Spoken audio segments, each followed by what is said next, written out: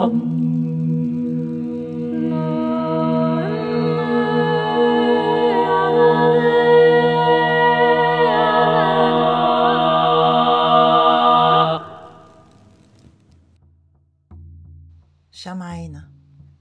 ou la Toussaint. C'est la nuit du 31 octobre au 1er novembre, jusqu'au 2 qui est la fête des morts. On l'appelle aussi Samhain, ou Halloween dans une version plus contemporaine. Elle correspond au calendrier celtique des païens, les Wiccans, les sorcières, le sabbat, le nouvel an des sorcières, qui clôture la roue de l'année et marque le début d'un nouveau cycle. C'est la nouvelle année païenne en fait. Et c'est un moment pour honorer les défunts, laisser derrière soi le négatif, se reconnecter à la nature pour prendre conscience du cycle de la vie. Les moissons sont finies, les nuits sont plus longues et les pluies sont là. Les températures hivernales ont fini par faire cesser les chaleurs. Tout se met au ralenti, les végétaux se déposent au sol et offrent leur humus pour nourrir la terre enchantée, enfin, de ralentir le temps. C'est la saison du scorpion, ce grand alchimiste qui transmute l'or et le plomb et fait accepter de gré ou de force d'ailleurs de descendre dans ces espaces sombres. On dit que la nuit de Samhain, le voile entre le monde des morts et celui des vivants, se lève. Alors c'est une invitation à honorer nos défunts afin d'entrer en connexion spirituelle avec eux. Avant de continuer, je voudrais vous faire, si vous le souhaitez, une petite méditation sensorielle. Je vous invite à fermer les yeux, à vous détendre. Vous pouvez mettre sur pause pour vous installer sous un plaid bien chaud, la tête bien calée, tranquillement, en ayant éteint toute source de perturbation autour de vous. Faites quelques respirations douces, lentes et profondes, et plongez avec moi dans ce voyage. Imagine que tu es ce petit personnage qui marche le nez en l'air contemplant les étoiles. Il rêve de sa grandeur, il se voit scintiller dans la Voie lactée. Il sait qu'il brille de 1000 éclats car il est de cette création. Et d'un coup, sans prévenir, son pied dérape, il perd l'équilibre et tombe. Il s'enfonce dans une boue épaisse, telle des sables mouvants. La peur l'envahit, c'est comme si d'un seul coup tout l'amour du monde avait été aspiré par un cyclone et tournoyait, broyant tout sur son passage. C'est épais, froid. Les étoiles semblent s'éteindre une à une, c'est la descente aux enfers. Tu ne vas pas bien, ton cœur est tout serré. Tes yeux se ferment sur la beauté, tes mains se crispent sur elles-mêmes. Tu ne peux t'accrocher à rien car tu glisses, tu t'enfonces inexorablement au centre de ce trou, tel un puits sans fond. L'espoir te quitte petit à petit, les culpabilités surgissent, la colère explose, les regrets, le désarroi prend toute la place. Tu n'as d'autre choix que de descendre et lâcher prise. La mort te scrute et te défie. Le monde s'efface, tes pieds se vident de leur sève, tu coules. Tu traverses des couches de boue si épaisses que ta peau change même de couleur. Ton haleine se charge, tu halètes court, ton angoisse jaunit tes yeux. Quand tu arrives au fond du trou, tout est si dense, si noir, si vide de sens et sans vie, que tu n'as plus en toi une parcelle de joie. Il n'y a ni lumière ni souffle, tout est fermé, encaissé, putride. Tu appelles la mort pour qu'elle te délivre. Tu te sens si loin des étoiles que tu commences à en oublier leur existence. As-tu rêvé que tu marchais un jour sur la terre ferme? Quelle est cette illusion d'essence de vie? Quel est ce mensonge qui t'envahit? Tu entends des voix qui te disent que tout est là, que tu peux sortir de ta boue. Mais toi, tu ne vois rien. Ça crie, ça secoue, ça te dit, ça te donne. Mais toi, tu te recroquevilles dans ta boue. Tu ne veux plus les entendre. Tu préfères rester là, recouvert, caché, niais. Tu sais que tu peux, tu sens que c'est là, mais tu n'as plus envie. Tu es la victime de ton bourreau intérieur, tu te subis. Quelque chose te fait tellement mal dedans, car tu sais que tu rajoutes de la souffrance à la douleur inévitable, mais tu t'en moques. C'est ta très grande faute, c'est ta punition pour avoir mis le pied de côté. Tu te fais payer ce faux pas. Tu ressasses, tu tournes en rond dans ta boue, tu l'avales et la recraches, tu l'aimes ta boue autant que tu la détestes. Tu sens une mini-zone en toi qui n'est pas si froide. Quand tu fermes les yeux, cela ressemble à une bougie, un léger éclat jaune et blanc qui s'invite et réchauffe ta poitrine. Tu es sensible à sa présence, mais tellement préoccupé à gesticuler dans tes regrets et patauger que tu ne fais pas cas d'elle.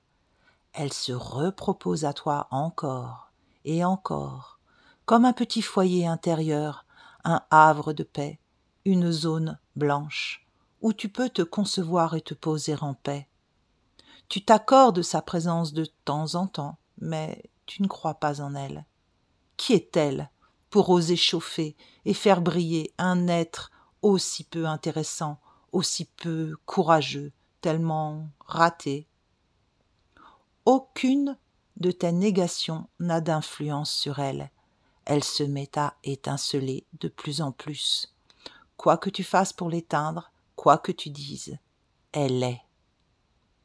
Alors arrive l'eau des émotions, les larmes, les torrents de chagrin, la pluie qui tombe et commence à délayer la boue. Quelle force dans cette eau! Elle ravine, elle est un véritable déluge qui mélange les boues, les fluidifiant petit à petit. Toi, tu es là, pataugeant, pestant, gémissant de tout ce déluge. Tu as l'impression de subir une avarie de plus. Tu ne vois pas le cadeau en sa présence. Tu te dis qu'au moins cela aura pour effet d'éteindre définitivement cette satanée lumière encore en toi. Mais non, rien n'y fait. Il semble même que plus la boue s'éclaircit et plus la flamme prend des forces. C'est comme indépendant de toi, de ta volonté. C'est une sacrée dilution qui s'opère. Les échanges entre terre, eau, feu se mélangent à l'air qui s'infiltre à nouveau dans tes poumons au fur et à mesure que la boue se décharge de sa matière. L'alchimie opère. La transmutation se fait par les éléments. Ton feu devient un brasier, ton eau un torrent, ta terre un asile, ton air reconstruit tes poumons. Tu remontes doucement, chargé de cet air souverain. Ton puits s'est transformé en lac. Tu patauges, puis tu nages. Tes membres reprennent vie. Tu n'es plus ankylosé. Tu portes en toi l'espoir à nouveau.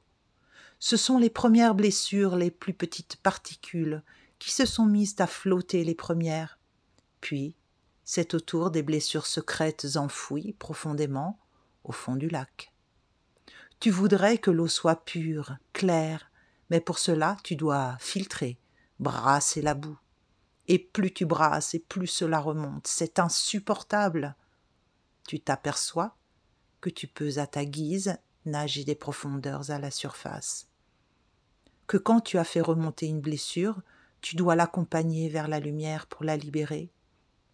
Tu es le seul maître de ce jeu. Personne ne peut faire ce travail pour toi. C'est ton alchimie intime. Sais-tu que tu as le temps et que tu peux respirer?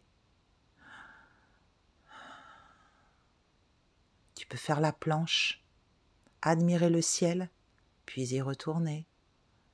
La nuit tombe encore une fois, mais les étoiles sont réapparues. Tu sais qu'elles sont là, te guidant, immuables.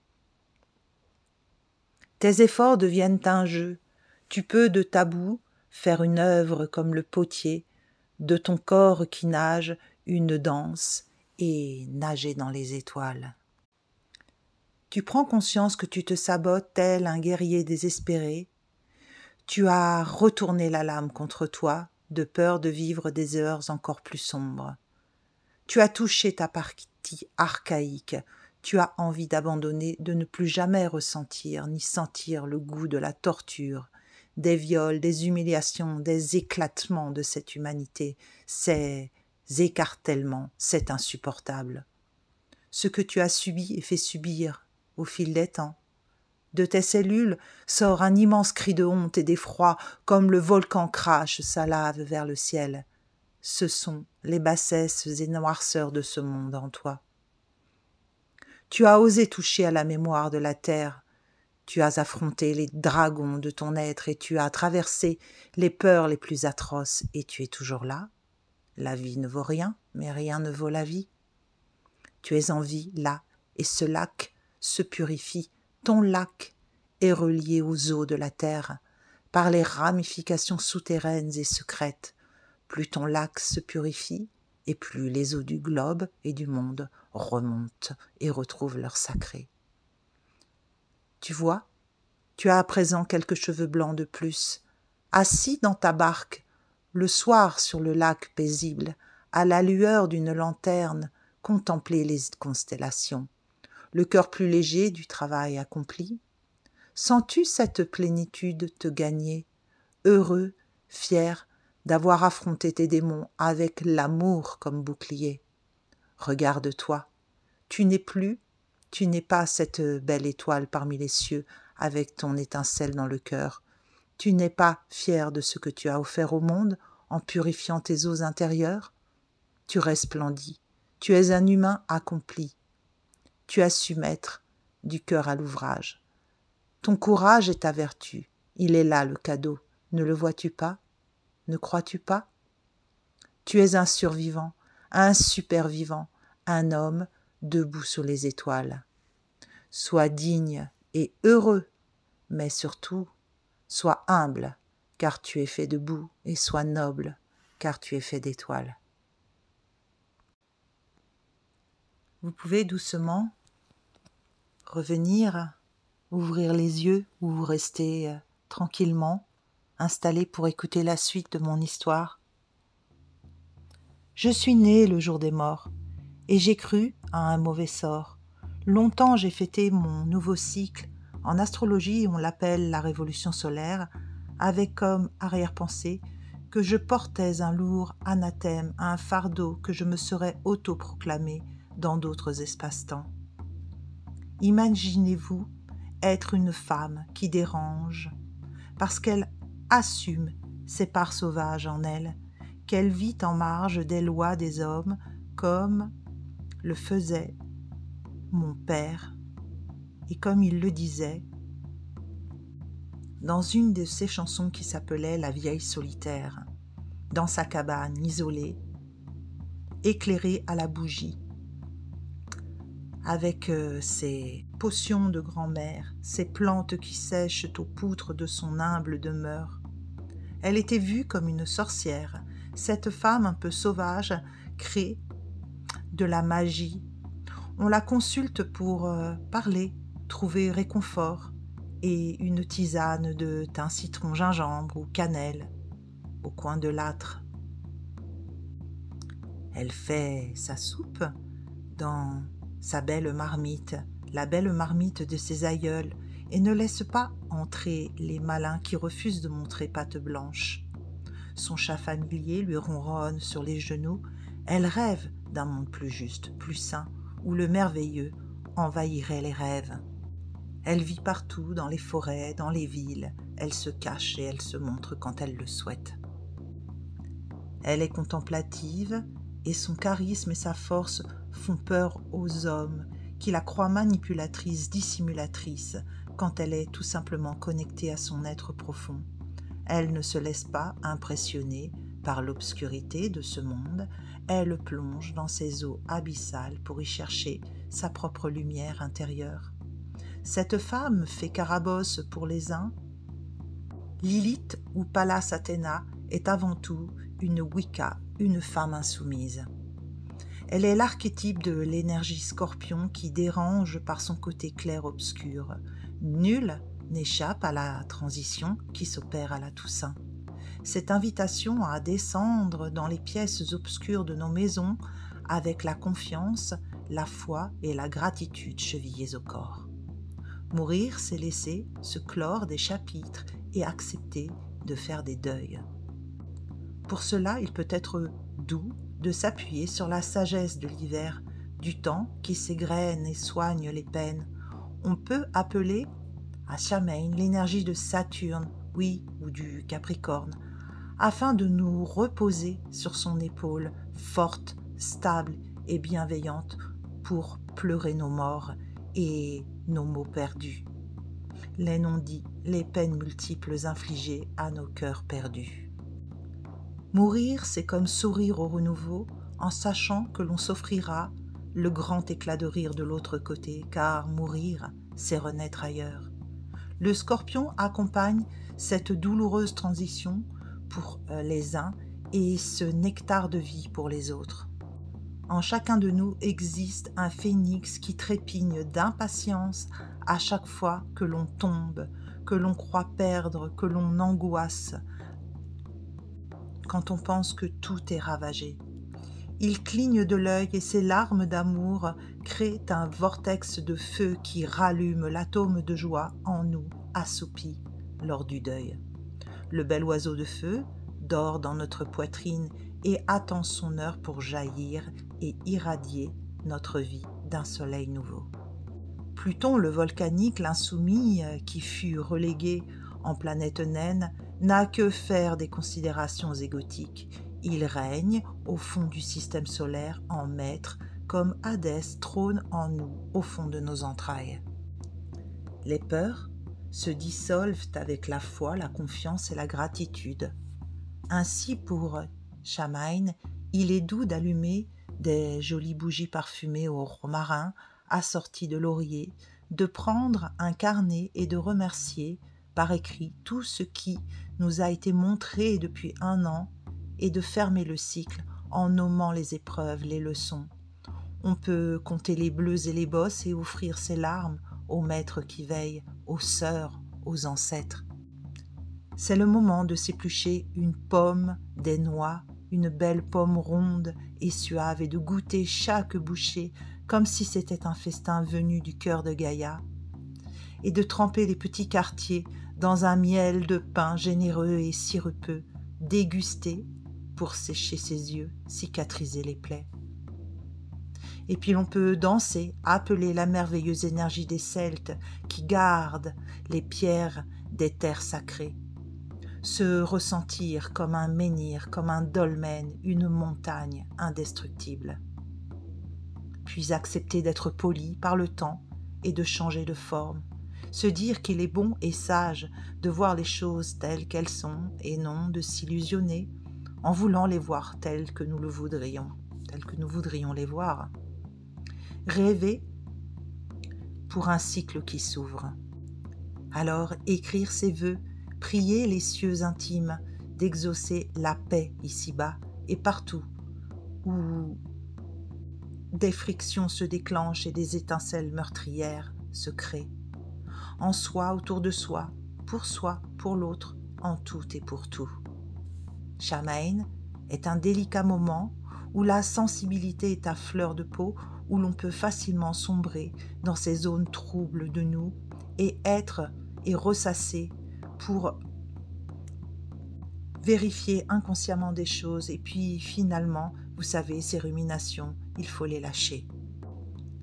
Alors, offrez au brasier du cœur et de l'amour toutes vos peurs, les regrets, les frustrations et permettez-vous de fermer les yeux, les mains jointes ou posées au niveau du cœur et remercier et respirer profondément. Les anciens disaient, après la pluie et le beau temps, il y a toujours le soleil caché derrière les nuages. Sans pluie, le soleil ne peut inonder seul le vivant. Et sans mort, sans fin, le vivant ne peut renaître. Le printemps sera bientôt là, mais il nous faut avant, cependant, accepter de plonger sous cette couche profonde en nous, dans cette terre, et décomposer nos croyances, notre être, en ayant cette confiance que c'est un passage, un acte d'amour pour notre terre. À présent, on peut s'offrir une tisane et se blottir contre son chat, un être cher, une chanson, et encore respirer et lâcher. Ce sont nos résistances qui créent nos souffrances. Oui, car si la douleur des épreuves est inévitable, notre attitude face à elle détermine la dose de souffrance que l'on se fait vivre ensuite. Ne vous accablez pas, ne vous en voulez pas. La vie est tellement belle et cruelle.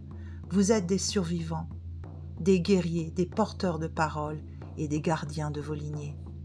Honorez vos morts, vos ancêtres, pardonnez. Mais pardonnez pour de vrai.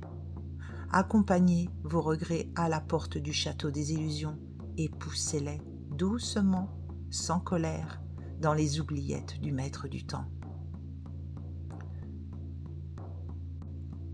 Saturne sera heureux de recycler tout ce qui n'est plus besoin d'être dans votre vie et d'en faire un terreau fertile qu'il offrira à Pluton et à votre phénix et qui pourra ensuite déployer ses splendides ailes de feu et s'élancer vers le renouveau. Patience, l'automne c'est aussi les châtaignes, les potimarrons, les arbres qui semblent s'enflammer de mille soleils orangés, les petits pieds au chaud, les câlins, le repos. Acceptez de rentrer dans votre grotte, la coquille de votre petit escargot, et rêvez grand. Les voyages d'automne sont ceux où l'on va loin, très loin, rejoindre Jupiter, le grand bénéfique, qui accompagne la quête du Sagittaire. Mais cela, ce sera le mois prochain. Alors, merveilleux Shamaïn à vous tous, dans la paix du cœur et la joie des étoiles. Vous pouvez sur cette même chaîne de la sensorialité des étoiles trouver la vidéo qui parle de la mue des 3 manteaux avec le phénix. Je vous le mettrai en barre de description et puis surtout n'hésitez pas à me laisser un petit pouce, un petit j'aime si cette méditation, ce petit passage dans l'énergie de Shamaïn vous a plu, et puis à vous abonner et me laisser des commentaires, ça me fera plaisir. Allez, à bientôt.